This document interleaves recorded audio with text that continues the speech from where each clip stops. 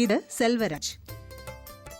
നന്ദിയോട്ടെ അറിയപ്പെടുന്ന കർഷകനാണ് ഈ ചെറുപ്പക്കാരൻ.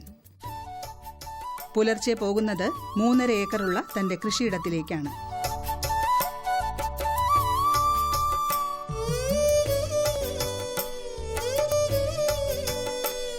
ഒരിക്കൽ റബ്ബർ വളർന്ന് പാറക്കെട്ടുകളുമായി കിടന്നിരുന്ന ഈ ഭൂമി വിവിധ പച്ചക്കറികൾ വിളഞ്ഞുകിടക്കുന്ന ഇങ്ങനെ ഒരു കൃഷിയിടമാക്കി മാറ്റാൻ സെൽവരാജ് ഒഴുക്കിയ വിയർപ്പ് എത്രയെന്ന് നന്ദിയോട്ടുകാർക്കും ഇതുവഴി കടന്നുപോകുന്ന വഴിയാത്രക്കാർക്കും അറിയാം.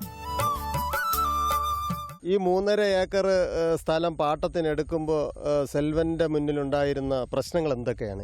ഈ സ്ഥലം എങ്ങനെ ഒരുക്കണം എന്നൊക്കെയുള്ള പ്രശ്നങ്ങൾ എന്തൊക്കെയാണ് സെൽവന്റെ മുന്നിൽ നിന്നുണ്ടായിരുന്നത്? വലിയ വലിയ പ്രശ്നങ്ങളുണ്ടായിരുന്നു. എന്നാലും ദൈവം സഹായിച്ചിൽ ഒരേ നന്ദിയോട് കൃഷി ഭവൻ്റെ കീഴിൽ അവർ നല്ല സപ്പോർട്ട് ചെയ്തു. അവരുടെ പദ്ധതിയും ജയമ സാറിൻ്റെ പദ്ധതിയും കൂടെ ആയപ്പോൾ നല്ലൊരു വിജയം ആയി. എന്തൊക്കെ പ്രവർത്തനങ്ങളാണ് ഈ സ്ഥലത്തെ കൃഷിയോഗ്യമാക്കാൻ വേണ്ടി താങ്കൾ ചെയ്തത്? ആദ്യം പാട്ടത്തിന് വസ്തു കൊടുത്തു, പിന്നെ KCB കയറ്റി കിളച്ച് തട്ടുതട്ടടെ കിളച്ചു, പിന്നെ കുമ്മായം വിതറി, കോടിവളം ഇറക്കി, പിന്നെ ഓരോ ഏരിയയിൽ ഓരോ പച്ചമുളക്, കാരിമുളക്, വെണ്ട, ഇങ്ങനെ ഓരോ ഐറ്റങ്ങൾ ആദ്യം നട്ടു തുടങ്ങി.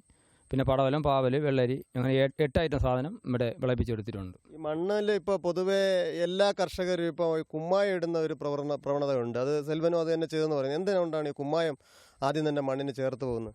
കുമ്മായം എന്ന് പറയുമ്പോൾ ഒരുപാട് കീടങ്ങൾ വരില്ല, പിന്നെ ഒരുപാട് അസുഖങ്ങൾ നമ്മൾ നീക്കും.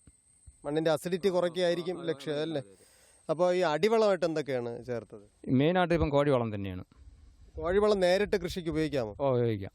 എൻ്റെ അനുഭവത്തിൽ ഉപയോഗിക്കാം. ഇതുവരെ മെയിൻ കോഴിവളം തന്നെയാണ്. എന്നിട്ട് മണ്ണിൽ അടിവളമായി ഫാക്ടം ഫോസ്, പൊട്ടാഷ്, കോഴിവളം എന്നിവ ചേർത്ത് മണ്ണിനെ സമ്പുഷ്ടമാക്കിയതിന്റെ ഫലം കണ്ടില്ലേ?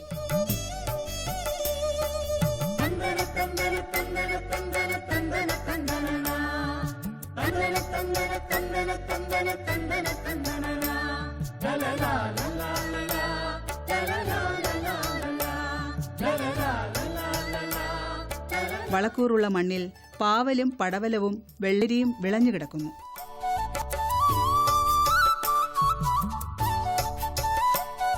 മണ്ണിൽ പണിയെടുത്താൽ മണ്ണ് തിരിച്ചു ഫലം തരും എന്നതിന് നല്ല ഉദാഹരണമാണ് ഈ ചെറുപ്പക്കാരന്റെ കൃഷിയും കൃഷിരീതികളും അതിന്റെ ഫലങ്ങളും.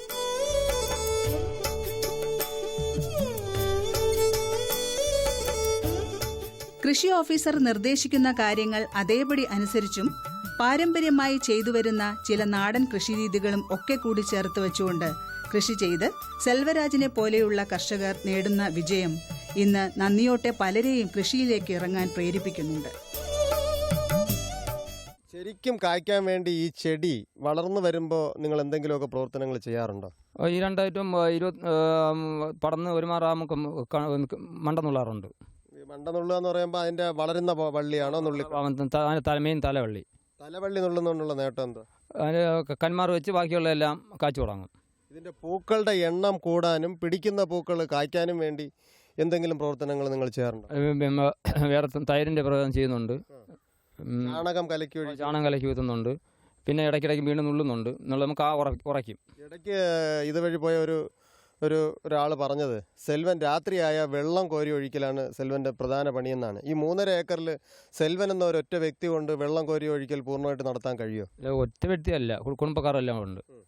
രാത്രി 10 മണി വരെ കാണും. ഭാര്യ 2 മക്കളും എൻ്റെ കൂടെ സഹായിക്കാനുണ്ട്. ഒരു ചെടി ചുവട്ടിൽ, അതായത് ഒരു വെള്ളരിയുടെ ചുവട്ടിൽ 1 ബക്കറ്റ് വെള്ളം വേണ്ടി വരും. ഇവിടെ അങ്ങനെ വെള്ളം കിട്ടാത്തതുകൊണ്ട് 1 ലിറ്റർ വെള്ളം കൊണ്ടാണ് നിർത്തുന്നത്. എന്നാൽ എത്ര വെള്ളം വേണം? വെള്ളം ഒരു 5 ലിറ്ററെങ്കിലും വേണം. പിന്നെ ഇപ്പം ഞാൻ വേനൽക്കാലം ആയതുകൊണ്ട് 1 ലിറ്ററൊക്കെ നിർത്തി. ഈ വെള്ളവും വിളവും തമ്മിൽ എന്തെങ്കിലും ബന്ധമുണ്ടോ? ബന്ധമുണ്ട്. എന്ത് ബന്ധമാണ്? വെള്ളം കിട്ടിയാലേ വിളവ് കൂടുകയുള്ളൂ. ഇപ്പോൾ സെൽവന്റെ ഈ പാവൽ തോട്ടത്തിലെ അടിവള്ളികൾ പഴുത്ത് കാണുന്നു, എന്നാൽ മുകളിൽ നന്നായിട്ട് പൂക്കൾ പരന്നിട്ടുണ്ട്, കായ്കളും മോശമല്ലാതെ കാണുന്നു. ഇത് വൈറസ് രോഗത്തിന്റെ എന്തെങ്കിലും പേടിപ്പെടുത്തലോ മറ്റെന്തെങ്കിലും സെൽവൻ ഉണ്ടോ? ഇനി പേടിയില്ല. എന്തായാലും 2 പേരും കായ് കിട്ടുമെന്ന് ഉറപ്പായി. നല്ല വിളവുണ്ട്. അടിവള്ളി പഴുക്കുന്നതിന്റെ വിഷയം അത് ഇതിന്റെ പഴുപ്പിൽ രോഗമാണ്. ഈ പുതുമണ്ണെന്ന നിലയിൽ ഏതെങ്കിലും വെല്ലുവിളി കൃഷിക്ക് നേരിടുന്നുണ്ട്? എനിക്ക് ഇതിൽ വേറെ നേരിടാൻ ഇല്ല. അടുത്തതിന് വരുമ്പോൾ ചിലപ്പോൾ അസുഖങ്ങൾ വന്നാൽ ആയി. മാർക്കറ്റിനെ സംബന്ധിച്ച് എന്തെങ്കിലും വെല്ലുവിളികൾ സെൽവന്റെ മുന്നിലുണ്ടോ? വെല്ലുവിളികളുണ്ടായിരുന്നു. പിന്നെ അന്താരാഷ്ട്ര മാർക്കറ്റിൽ വെമ്പായത്തും കൊണ്ട് കൊടുത്തതിൻ്റെ പേരിൽ കുറേ ചിലവായി. ഇനിയുള്ള കാര്യം എങ്ങനെയെന്ന് അറിഞ്ഞുകൂടാ. ഇപ്പോൾ ഈ കൃഷി ചെയ്തതിൻ്റെ സന്തോഷം കർഷകൻ്റെ മുഖത്ത് പ്രതിഫലിക്കുന്നത് അത് വിളവിൻ്റെ രൂപത്തിൽ വരുമ്പോഴാണ്. വിളവുണ്ടായി കഴിഞ്ഞാൽ അത് മാർക്കറ്റും കൂടെ കിട്ടി അത് കാശായി കീശയിലാകുമ്പോൾ കർഷകനുണ്ടാകുന്ന സന്തോഷം ഇരട്ടിയാണ്. ഇപ്പോൾ സെൽവന് തോന്നുന്ന ഏറ്റവും വലിയ സന്തോഷം എന്താണ്? സന്തോഷം എന്ന് പറയുമ്പോൾ ഇവിടെയും നല്ല വിൽപ്പനയുണ്ട്. ഒരു ദിവസം 1000 രൂപയ്ക്ക് പുറത്ത് ഇവിടുത്തെ നാട്ടുകാർ തന്നെയാണ് വാങ്ങിക്കുന്നത്. അതൊരു വളരെ സന്തോഷമാണ്. ഇതുവരെ ഇല്ലാത്തൊരു അനുഭവമാണ്. തൂശനിലയിൽ സദ്യ വിളമ്പുന്നത് വരെ ഉൽപ്പന്നങ്ങളുള്ള കർഷകനാണ് ഇപ്പോൾ താരം. അപ്പോൾ സെൽവനാണ് നന്ദിയോടിലെ താരം. ഇപ്പോൾ തിരുവനന്തപുരം ജില്ലയിലും കേരളം അറിയുന്ന ഒരു കർഷകനായിട്ട് താങ്കൾ ഈ ഒറ്റ ഓണക്കൃഷി കൊണ്ട് മാറിയിരിക്കുന്നു. അപ്പോൾ ഈ ഓണത്തിന് താങ്കൾക്ക് പുതുതലമുറയോട് പറയാനുള്ള ഒരു സന്ദേശം എന്താണ്? പുതിയ തലമുറയ്ക്ക് കൃഷിയിലോട്ട് കൃത്യമായി വരാം. ആദായകരമാണ്. പിന്നെ താല്പര്യം കൂടെ വേണം. സെൽവൻ്റെ മുടക്ക് മുതൽ എത്ര? ഇപ്പോൾ എല്ലാം കൂടെ ഒരു 1.5 ലക്ഷം രൂപയായി. ഇത് ഒന്നാമത്തെ കൃഷിയിൽ തന്നെ തിരിച്ചു പിടിക്കാൻ കഴിയുമോ? ഇപ്പോൾ അതാണ്ട് ലക്ഷം അടുത്തുകൊണ്ട് വരികയാണ്. ലക്ഷത്തോടടുക്കുന്നു. അപ്പോൾ ലക്ഷത്തോടടുക്കുന്ന ഒരു കർഷകൻ്റെ സന്തോഷമാണ് നമ്മൾ കാണുന്നത്. തിരുവനന്തപുരം ജില്ലയിലെ ഒരു മലയോര ഗ്രാമപ്രദേശമാണ് നന്ദിയോട് പഞ്ചായത്ത്. നന്ദിയോടിനെ തഴുകി കടന്നു പോകുന്ന വാമനപുരം നദി നന്ദിയോട് ഗ്രാമത്തിന്റെ പുണ്യം.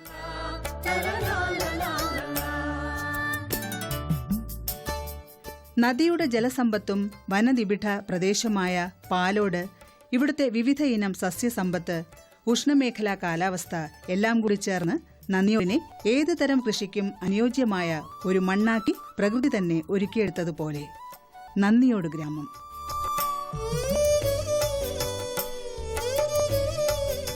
അതുകൊണ്ട് തന്നെ കുറച്ച് വെണ്ടയോ പാവലോ പടവലമോ കൃഷിയില്ലാത്ത വീടുകൾ നന്ദിയോട് ഗ്രാമത്തിൽ കാണാൻ പ്രയാസമാണ്. കൃഷി നന്ദിയോടുകാർക്ക് ഒരു ജീവിത മാർഗം മാത്രമല്ല, ജീവിതവ്രതം കൂടിയാണ്.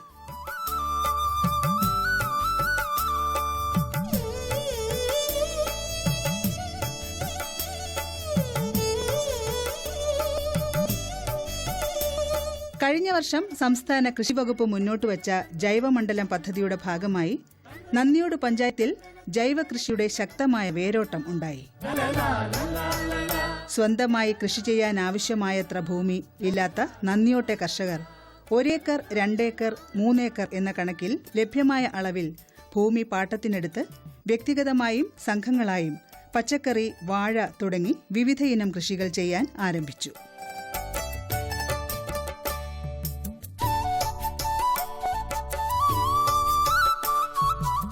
ക്രമേണ കൃഷി നന്ദിയോട്ടുകാർ ഒരു വികാരമായി ഏറ്റെടുക്കാനും തുടങ്ങി.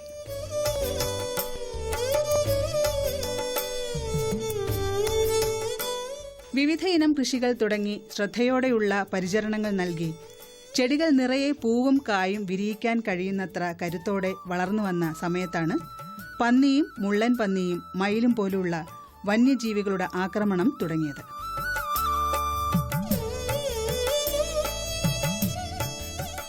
പന്നികൾ പയർവള്ളികൾ പോലും വലിച്ചെടുത്ത് നശിപ്പിക്കാൻ തുടങ്ങി. വാഴകൾ ചുവടോടെ കാട്ടുപന്നി മുറിച്ചു കളയുന്നു. നന്ദിയോട്ടെ കർഷകർ ഇന്ന് നേരിടുന്ന ഏറ്റവും വലിയ പ്രതിസന്ധി കൃഷിയിടങ്ങളിലെ ഈ വന്യജീവി ശല്യമാണ്. പന്നികൾ പയർവള്ളികൾ പോലും വലിച്ചെടുത്ത് നശിപ്പിക്കാൻ തുടങ്ങി. വാഴകൾ ചുവടോടെ കാട്ടുപന്നി മുറിച്ചു കളയുന്നു. നന്ദിയോട്ടെ കർഷകർ ഇന്ന് നേരിടുന്ന ഏറ്റവും വലിയ പ്രതിസന്ധി കൃഷിയിടങ്ങളിലെ ഈ വന്യജീവി ശല്യമാണ്. പകലന്തിയോളം കൃഷിയിടങ്ങളിൽ വിയർക്കെ പണിയെടുത്ത് തളർന്ന വീടുകളിലേക്ക് പോകാൻ ആഗ്രഹിക്കുമ്പോഴും അതിനു കഴിയാതെ തങ്ങളുടെ കൃഷിയിടങ്ങളിൽ തന്നെ ഉറക്കമൊഴിച്ചിരുന്ന് കാട്ടുജീവികളെ ഓടിക്കേണ്ട അവസ്ഥയാണ് ഇന്ന് നന്ദിയോട്ടെ കർഷകർക്കുള്ളത്. ഈ അവസ്ഥ സഹിക്കവയ്യാതായപ്പോൾ പല കർഷകരും കൃഷി ഉപേക്ഷിച്ചു പോവുകയോ പച്ചക്കറി കൃഷി മാറ്റി പകരം കൂടുതൽ പ്രശ്നങ്ങളില്ലാത്ത റബ്ബർ കൃഷിയിലേക്ക് മടങ്ങുകയോ അല്ലെങ്കിൽ ഒരു കൃഷിയും വേണ്ട എന്ന് തീരുമാനിച്ച് തങ്ങളുടെ ഭൂമി തരിച്ചിടുകയോ ചെയ്യാൻ തുടങ്ങി.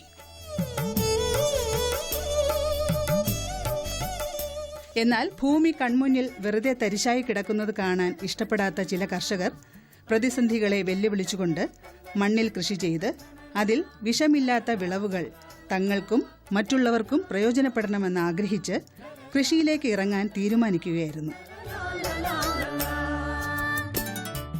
അങ്ങനെ കൃഷി ഒരു വികാരമായി ഏറ്റെടുത്ത കർഷകരാണ് സെൽവരാജും ചന്ദ്രനും റാബി രാജും സുരേന്ദ്രനും. ഇക്കൊല്ലവും ഓണക്കാലത്ത് 50,000 രൂപയ്ക്ക് മേൽ പച്ചക്കറികൾ വിൽക്കാൻ ഇവർക്ക് കഴിഞ്ഞു. ഒരു ടൂറിസ്റ്റ് കേന്ദ്രത്തിലേക്ക് ടൂറ് പോകുന്നതിനേക്കാൾ ജൈവ കൃഷി ചെയ്യുന്ന കർഷകരുടെ കൃഷിയിടങ്ങൾ സന്ദർശിക്കാനും അവിടെ നിന്നും കൃഷിപാഠങ്ങൾ പഠിക്കാനും ആഗ്രഹമുള്ള ഒരു തലമുറ കേരളത്തിൽ വളർന്നുകൊണ്ടിരിക്കുന്നു എന്നതിന്റെ സൂചനയാണ് വർക്കല MGM സ്കൂളിലെ ഈ കുട്ടികളുടെ ഇങ്ങോട്ടുള്ള വരവ്.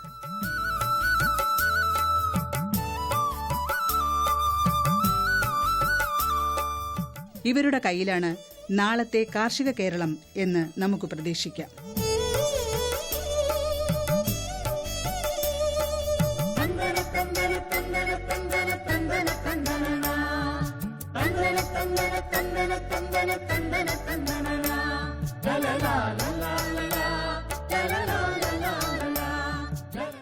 പാവയ്ക്ക വേണമെന്ന് പറയും, എത്രയെന്ന് ചോദിക്കും, തൂക്കും, പൈസ കൊടുക്കും, വാങ്ങുന്നു. പിന്നെ അതെന്താണ് അമ്മ ഉണ്ടാക്കി തരുന്നു, അതിൽ എന്തൊക്കെ ചേർക്കുന്നു എനിക്കൊന്നും അറിയത്തില്ല. എനിക്ക് ഏറ്റവും സാധനം കിട്ടുമ്പോൾ ഞാൻ കറിയാക്കി കൂട്ടിയൊക്കെ കഴിക്കും. പക്ഷേ ഇതിന് പിറകിൽ ഇത്രയും പേരുടെ വിയർപ്പുണ്ടെന്നുള്ള കാര്യം ഞാൻ ഇന്നാണ് അറിഞ്ഞത്.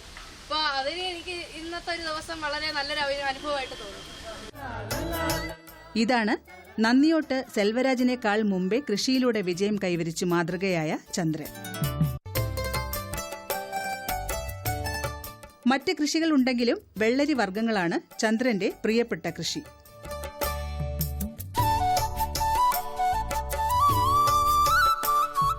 വെള്ളരി വിളവ് കൂട്ടാൻ വേണ്ടി ചന്ദ്രൻ ചില പൊടിക്കൈകളൊക്കെ പ്രയോഗിക്കാറുണ്ട്. അത് രാസവളങ്ങളാണെന്ന് തെറ്റിദ്ധരിക്കേണ്ട.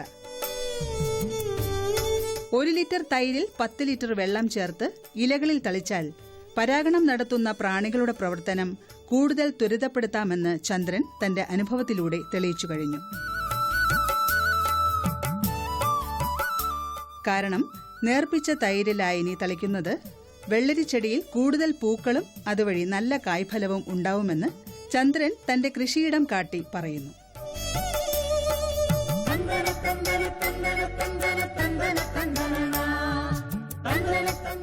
ചന്ദ്രന്റെ 4 ഏക്കർ കൃഷിയിടത്ത് നിന്ന് ടൺ കണക്കിന് പച്ചക്കറികളാണ് വിറ്റുപോകുന്നത്.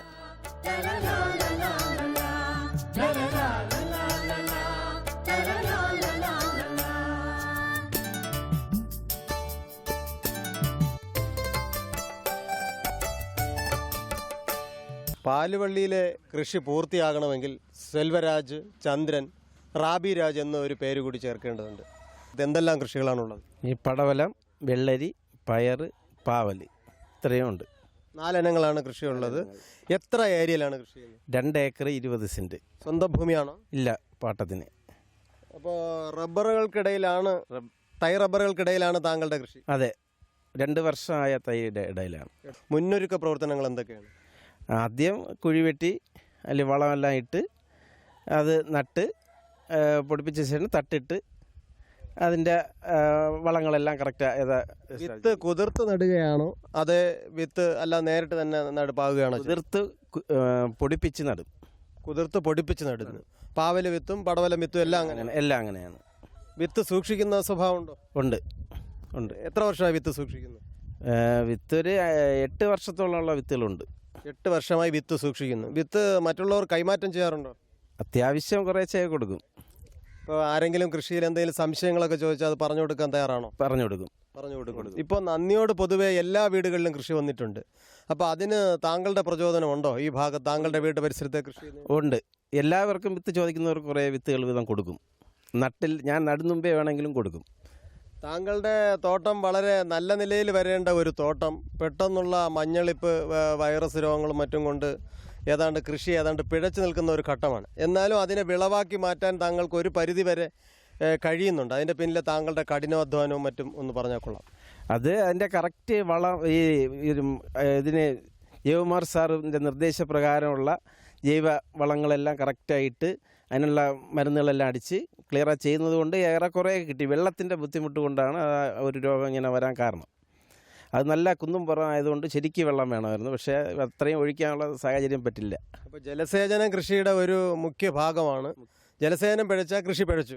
വെള്ളം ഇല്ലെങ്കിൽ ഇല്ല. കഴിഞ്ഞ വർഷമൊക്കെ നല്ല മഴയൊക്കെ കിട്ടിയതുകൊണ്ട് നല്ല വിളവായിരുന്നു. എന്നാൽ ഈ അടുത്ത കാലത്ത് ചെടി പൂത്തു തുടങ്ങി ഒരു വിളവൊക്കെ കഴിഞ്ഞപ്പോൾ ഇപ്പോൾ ഇടയ്ക്കിടയ്ക്ക് മഴ നന്ദിയോട് കിട്ടുന്നുണ്ടല്ലോ.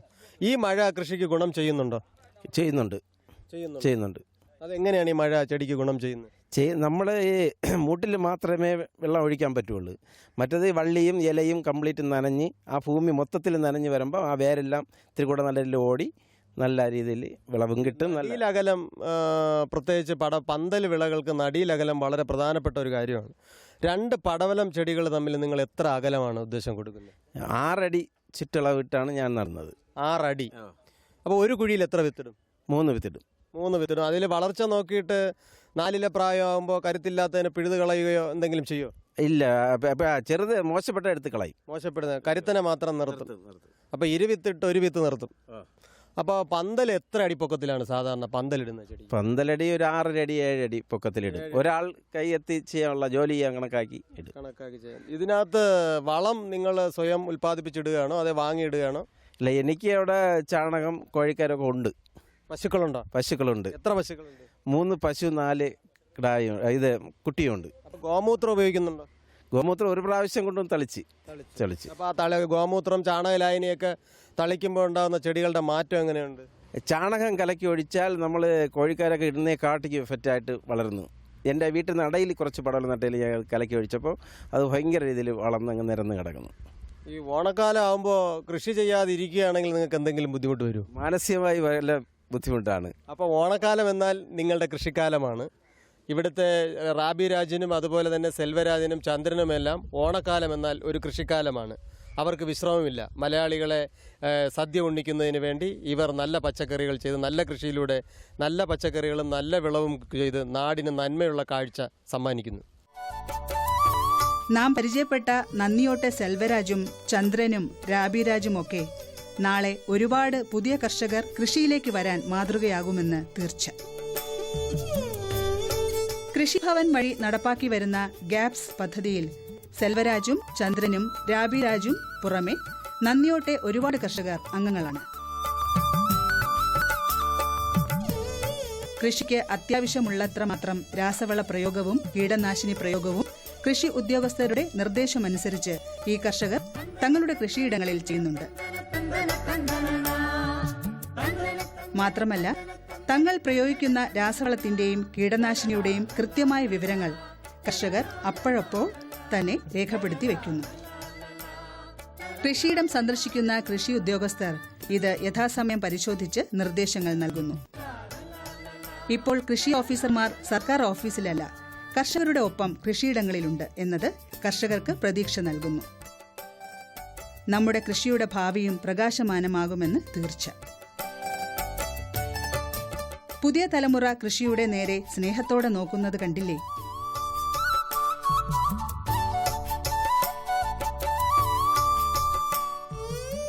₹5000 മേൽ വിലയ്ക്കുള്ള പച്ചക്കറി ഈ കുട്ടികൾ ഇവിടെ നിന്ന് വാങ്ങി.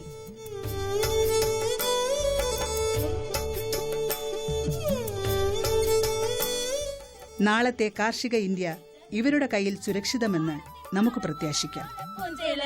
പിടിപ്പിച്ചതാരടിമാല തിന്തക്കം തിമൃതക്കം തെയ്യക്കം താരേ തെയ്യാരേ തിന്തക്കം തിമൃതക്കം തെയ്യക്കം താരേ തെയ്യാരേ തിന്തക്കം തിമൃതക്കം തെയ്യക്കം താരേ തെയ്യാരേ തിന്തല തുന്നി പിടിപ്പിച്ചതാരടിമാല തിന്തക്കം തിമൃതക്കം തെയ്യക്കം താരേ തെയ്യാരേ തിന്തക്കം തിമൃതക്കം തെയ്യക്കം താരേ തെയ്യാരേ തിന്തക്കം തിമൃതക്കം തെയ്യക്കം താരേ തെയ്യാരേ തിന്തക്കം തിമൃതക്കം തെയ്യക്കം താരേ തെയ്യാരേ നിങ്ങളും ഞങ്ങളും നമ്മളുമല്ലേ നമ്മുടെ നെഞ്ചിലെ ചോര നിരല്ലേ നിങ്ങളും ഞങ്ങളും നമ്മളുമല്ലേ നമ്മുടെ നെഞ്ചിലെ ചോര നിരല്ലേ ഈ വയലേലയ്ക്ക് പൂത്താലി ചാർത്തി ഈ മണ്ണിൻ പൊന്നിൻ നീള നിലമാക്കി ഈ വയലേലയ്ക്ക് പൂത്താലി ചാർത്തി ഈ മണ്ണിൻ പൊന്നിൻ നീള നിലമാക്കി ആടടി പാടടി കൊയ്ത്തരി.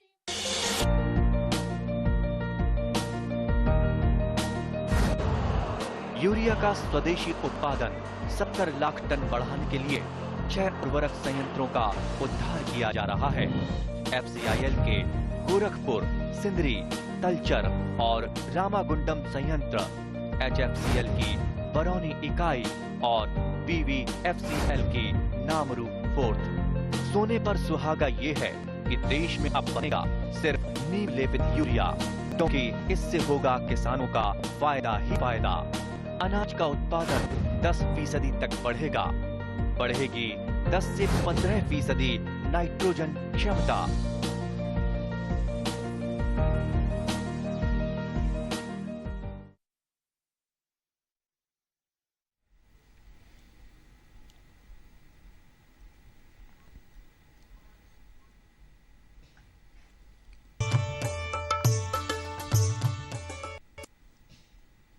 നമസ്കാരം. ദൂരദർശൻ കാർഷിക വാർത്തകളിലേക്ക് സ്വാഗതം. പ്രധാന വാർത്തകൾ. ഉദ്യാന കൃഷി മേഖലയിൽ യന്ത്രവൽക്കരണത്തിന് സാമ്പത്തിക സഹായം. വനിതാ സംരംഭകർക്ക് വുമൺ എന്റർപ്രണർ മത്സരം. വിശദമായ വാർത്തകളിലേക്ക്. സംസ്ഥാന ഹോർട്ടിക്കൾച്ചർ മിഷൻ ഉദ്യാന കൃഷി മേഖലയിൽ യന്ത്രവൽക്കരണത്തിന് വിവിധ സഹായ പദ്ധതികൾ നടപ്പാക്കുന്നു. ചെറുകിട നാമമാത്ര കർഷകർ, പട്ടികജാതി പട്ടികവർഗ വിഭാഗത്തിൽപ്പെട്ട കർഷകർ, വനിതകൾ എന്നിവർക്കാണ് സഹായം. കളവെട്ടി, fruit pluck, tree pruner, fruit harvester എന്നിവയ്ക്ക് പരമാവധി 1,25,000 രൂപ വരെ ഒരു യൂണിറ്റിന് സഹായം ലഭിക്കും. 20 കുതിരശക്തി വരെയുള്ള ട്രാക്ടർ വാങ്ങുവാൻ പരമാവധി 1 ലക്ഷം രൂപയും പവർ ടില്ലർ വാങ്ങുന്നതിന് 50,000 രൂപയുടെയും സാമ്പത്തിക സഹായമാണ് നൽകുക. കൂടുതൽ വിവരങ്ങൾ കൃഷിഭവനുകളിൽ നിന്ന് ലഭ്യമാണ്. സംസ്ഥാന ഹോർട്ടിക്കൾച്ചർ മിഷന്റെ ഫോൺ നമ്പർ 047123308557. തിരുവനന്തപുരം കൊടപ്പനക്കുന്ന് മൃഗസംരക്ഷണ പരിശീലന കേന്ദ്രത്തിൽ നിന്നും പരിശീലനം നേടിയവർ ആ സ്ഥാപനത്തിൽ പേര് രജിസ്റ്റർ ചെയ്യേണ്ടതാണ്. പേര് രജിസ്റ്റർ ചെയ്ത പുതിയ സംരംഭങ്ങൾ തുടങ്ങുന്നവർക്ക് സഹായങ്ങളും ഉപദേശങ്ങളും മൃഗസംരക്ഷണ പരിശീലന കേന്ദ്രത്തിൽ നിന്ന് ലഭ്യമാണ്. ഓഫീസ് പ്രവൃത്തി ദിവസങ്ങളിൽ പകൽ 11-നും വൈകുന്നേരം 4-നും ഇടയ്ക്ക് ഫോൺ വഴി പേര് രജിസ്റ്റർ ചെയ്യാവുന്നതാണ്. ബന്ധപ്പെടാവുന്ന ഫോൺ നമ്പർ 9444468877. മറ്റൊരു നമ്പർ 9447052484.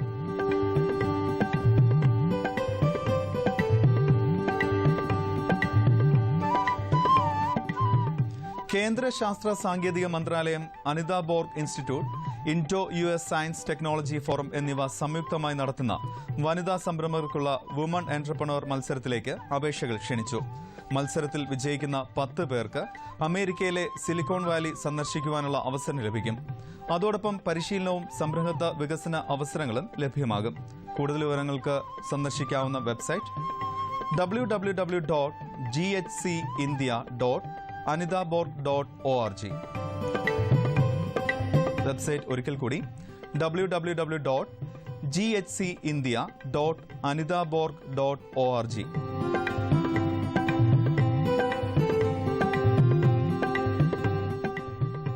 റബ്ബർ പാലിൽ നിന്നുള്ള ഉൽപ്പന്ന നിർമ്മാണത്തിൽ റബ്ബർ ബോർഡ് ഈ മാസം 17 മുതൽ 21 വരെ പരിശീലനം നൽകുന്നു. കോട്ടയത്തുള്ള റബ്ബർ ട്രെയിനിംഗ് ഇൻസ്റ്റിറ്റ്യൂട്ടിലാണ് പരിശീലനം. ഫീസ് 2,500 രൂപയാണ്. എന്നാൽ പട്ടികജാതി പട്ടികവർഗത്തിൽപ്പെട്ടവർക്ക് ഫീസിനത്തിൽ 50% ഇളവ് അനുവദിക്കും. ബന്ധപ്പെടാവുന്ന ഫോൺ നമ്പറുകൾ 0481235325. മറ്റൊരു നമ്പർ 048123533127. ബന്ധപ്പെടാവുന്ന ഫോൺ നമ്പർ ഒരിക്കൽ കൂടി 048123533127. മറ്റൊരു നമ്പർ 048123533127.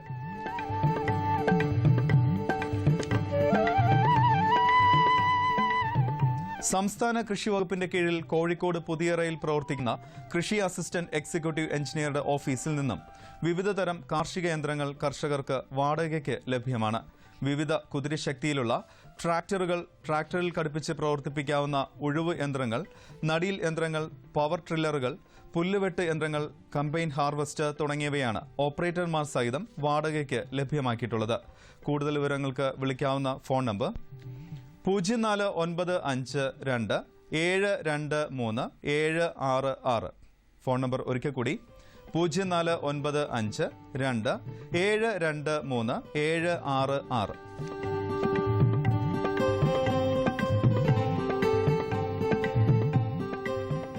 കോട്ടയം തലയോലപ്പറമ്പ് മൃഗസംരക്ഷണ പരിശീലന കേന്ദ്രത്തിൽ ഈ മാസം 21, 22 തീയതികളിൽ മുയൽ വളർത്തലിലും 24, 25 തീയതികളിൽ അടുക്കളമുറ്റത്തെ കോഴി വളർത്തലിലും പരിശീലനം നൽകുന്നു. പരിശീലനത്തിൽ പങ്കെടുക്കാൻ താൽപ്പര്യമുള്ളവർ പേര് മുൻകൂട്ടി രജിസ്റ്റർ ചെയ്യേണ്ടതാണെന്ന് മൃഗസംരക്ഷണ പരിശീലന കേന്ദ്രം അസിസ്റ്റന്റ് ഡയറക്ടർ അറിയിച്ചു. ബന്ധപ്പെടാവുന്ന ഫോൺ നമ്പർ 04829234 323. നമ്പർ ഒരിക്കൽ കൂടി 04829234 323.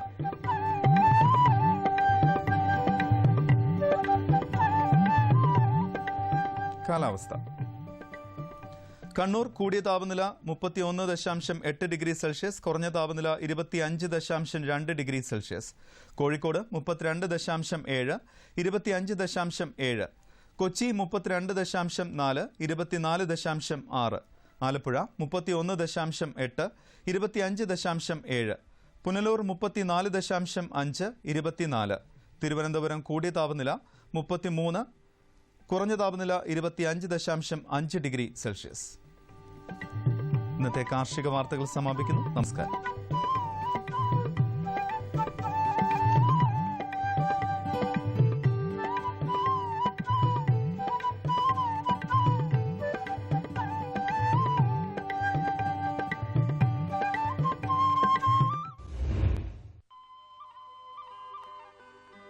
കേട്ടോ എന്നെ എന്ത് കേൾപ്പിക്കാനാ? പോയി അവളെ കേൾപ്പിക്കും. ആരോട് പറയാൻ? അത് തന്നെ നിങ്ങളുടെ മൊബൈൽ ഫോൺ.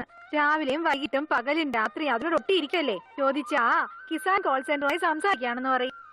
ഓ, അതാണല്ലേ കാര്യം. അതെ, എന്ത് പറ്റി? ഇപ്പൊ സംസാരിക്കുന്നില്ലേ?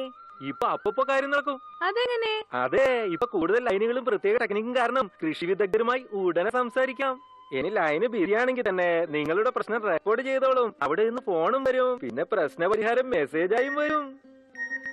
കണ്ടില്ലേ, വന്നല്ലോ. ആഹാ, എന്ന് വെച്ചാ കാത്തിരിക്കേ വേണ്ടല്ലേ? അതെ, അതാണല്ലേ പെട്ടെന്ന് എന്നോട് ഇപ്പൊ സ്നേഹം തോന്നിയത്. കൃഷി സംബന്ധമായ പ്രശ്നങ്ങൾക്ക് നിങ്ങളുടെ ഭാഷയിൽ ഉടൻ പരിഹാരത്തിന് ഇന്ത്യ ഒട്ടുക്കും ഏത് ഫോണിൽ നിന്നും ഹെൽപ്പ് ലൈൻ നമ്പറിൽ ബന്ധപ്പെടുക. കർഷകരുടെ മിത്രം കിസാൻ കോൾ സെന്റർ.